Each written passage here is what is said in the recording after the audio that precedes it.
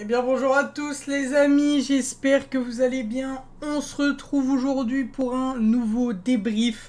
Débrief de PSG Monaco les amis, un match assez intéressant, on va analyser ça, c'est parti. Bon une analyse, voilà, c'est pas une analyse très poussée les gars, c'est pas une analyse de 45 minutes. À voir les détails du match, etc. On va en parler globalement. On va commencer tout de suite par un Monaco que j'ai trouvé très bon. Mohamed Camara, les amis, le match de Mohamed Camara, très bon. L'entrant aussi, c'est Al-Kiouch ou un truc comme ça, désolé pour son nom avec tout le respect que j'ai pour lui. Il a fait vraiment une bonne entrée, il est sorti à la fin pour Ambolo et l'entrée de Minamino qui est calamiteuse, les amis c'est le mot, calamiteux, vraiment une entrée d'assassin Minamino. Bon, ma foi, Monaco qui fait un très bon match, un pressing haut et intense, une récupération de balles assez haute dans la moitié de Paris, donc franchement très bien le début de mi-temps de Monaco. Tu sens qu'ils auraient pu en mettre d'autres. Il y a un moment Donnarumma qui fait une sortie. Oh là là, mais qu'est-ce qu'il fait? Pourquoi tu fais ça? Pourquoi tu fais ça? Ça n'a pas de sens. Donnarumma, il a vraiment un problème de timing. C'est...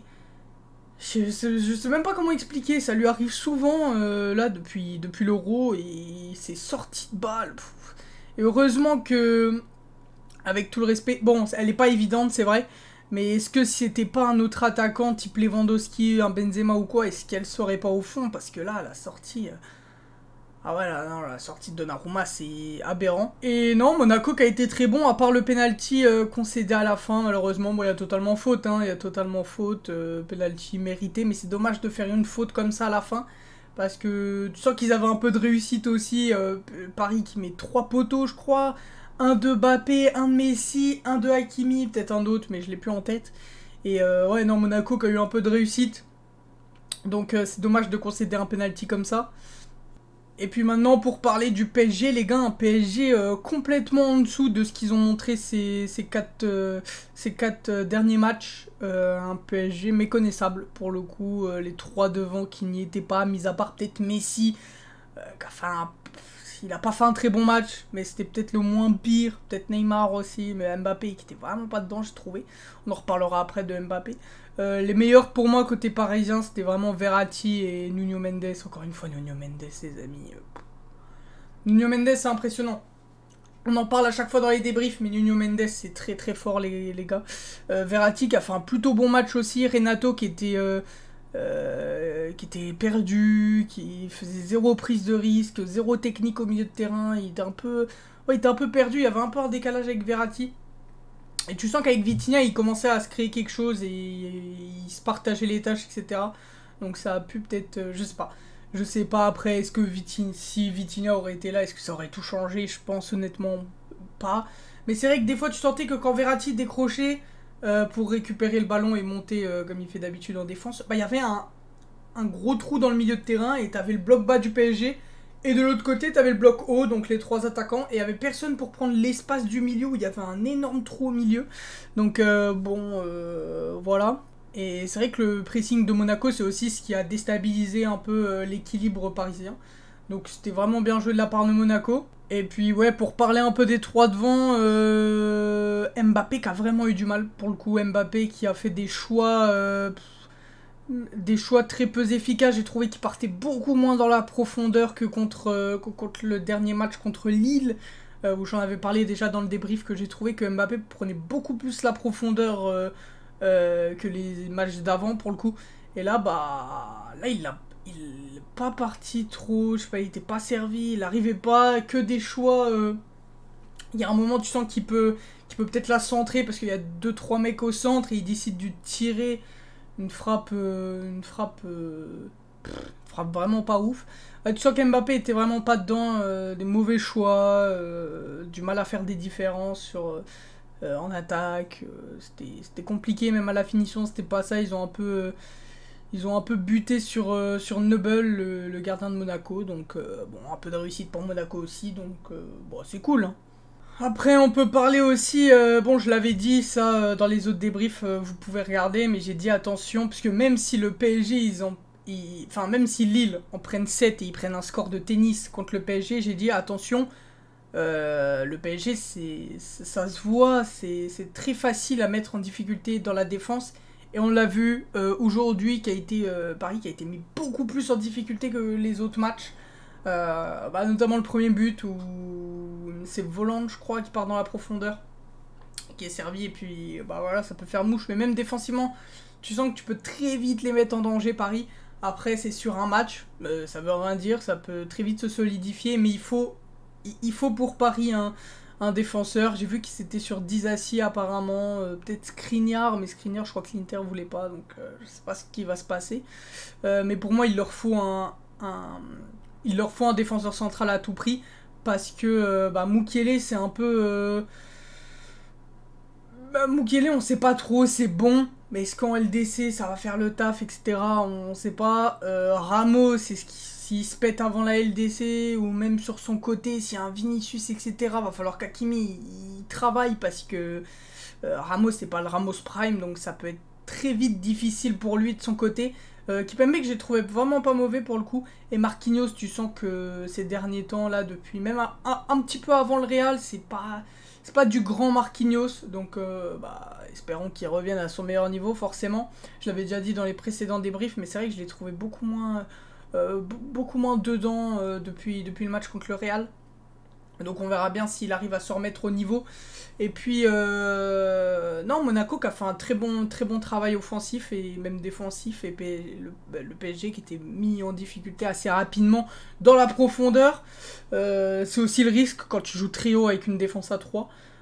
Donc on verra bien par la suite si Galtier arrive à pallier ces problèmes là. Mais je pense que ce match nul est un mal pour un bien pour le PSG. C'est un mal puisque forcément tu ne prends pas 3 points, mais tu en prends qu'un sur 3.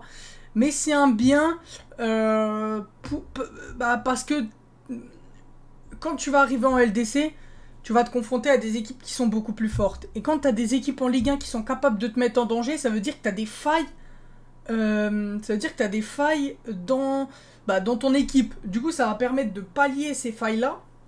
Pour comme ça, quand tu arrives en LDC, tu n'aies plus ces problèmes, logiquement. Donc, je pense que c'est un mal pour un bien pour le PSG, ce match nul.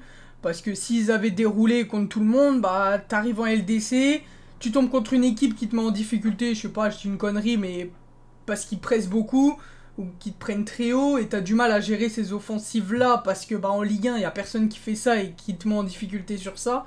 Donc, c'est bien aussi que Monaco ait bien pressé le PSG. Et je pense que c'est une bonne chose pour le PSG, ce match nul, et à voir si ça se reproduira ou pas en Ligue des Champions.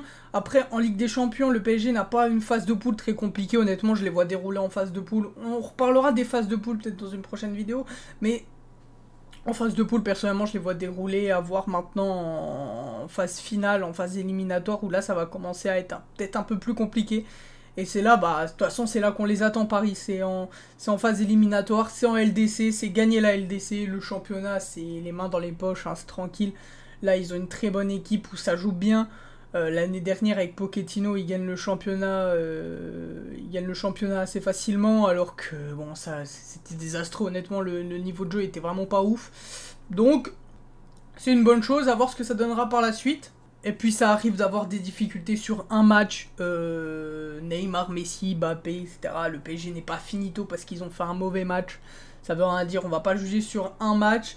C'est un peu l'erreur que j'ai fait dans mon débrief de hier, les gars, sur Lyon. N'hésitez pas à aller le voir.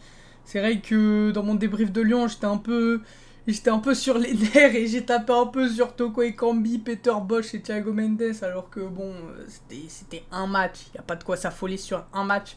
Bon, à part Toko Ekambi où ça fait déjà plusieurs fois qu'il est vraiment désastreux. Mais c'est vrai que Peter Bosz, je l'ai un peu tombé dessus, alors que c'est un match. C'est une nouvelle saison, on va pas prendre en compte ce qui s'est passé la saison dernière. On va juger sur cette saison, et c'est vrai que sur un match, j'étais peut-être un peu défaitiste en disant ouais Lyon, nanana. Du coup, j'ai coupé des passages dans la vidéo puisque pendant le montage, je me suis rendu compte que j'étais un peu sur les nerfs.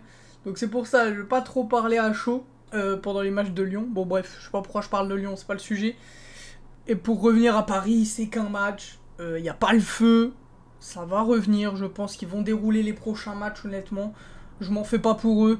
Maintenant, il faudra voir en LDC, comme je l'ai dit plus tôt, et puis on verra bien, quoi.